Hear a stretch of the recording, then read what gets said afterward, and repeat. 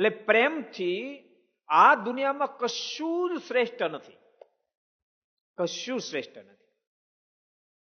જેના જન્મમાં પ્રેમ આવે, યાદ રાખ, જેના જન્મમાં પ્રેમ આવે, હું તો કોઈ એક્સ વાય ઝેડ કોઈ પણ જગ્યાએ પ્રેમ, જેના જન્મમાં પ્રેમ આવે એ મેદાન મારી જાય. ખોટી જગ્યાએ પ્રેમ હોય તેને સમજાય ને કન્વર્ટ કરીને સાચી જગ્યાએ લઈ જવું પડે, બાકી પ્રેમ હોવો છે. ઓલો પ્રસંગ છે ને, રામાનુજાચાર્ય પાસે એક યુવાને જેને કીધું કે મારે ભગવાનમાં પ્રેમ બહુ કરવો છે.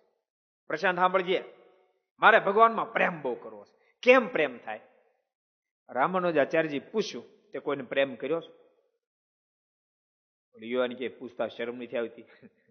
તમે સાધુ થઈને આવું પૂછો છો? જરાક વિચારવું જોઈએ તમારે. રામાનુજાચાર્યજી કે મેં વિચારીને તને પૂછ્યું, તે કોઈને પ્રેમ કર્યો છે? તારી માને, તારા બાપને, તારા ભાઈને, તારી બેનને, કોઈ નારીમાં, પદાર્થમાં ક્યાંય પ્રેમ કર્યો છે? એટલે કે ના, મેં ક્યાંય પ્રેમ નથી કર્યો, મને ક્યાંય પ્રેમ નથી.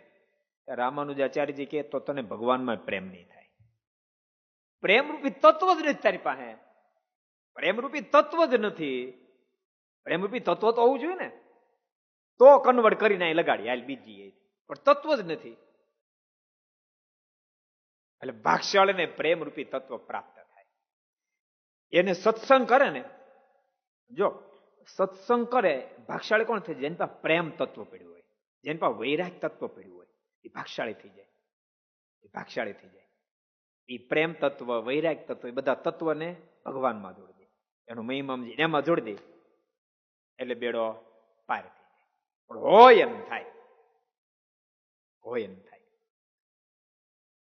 જોબન પગી એ બધા ભરાડી જ હતા, પણ એની અંદર પ્રેમ નામનું તત્વ પડ્યું હતું, એને ભગવાનમાં જોડી દીધું, તે કામ થઈ ગયું.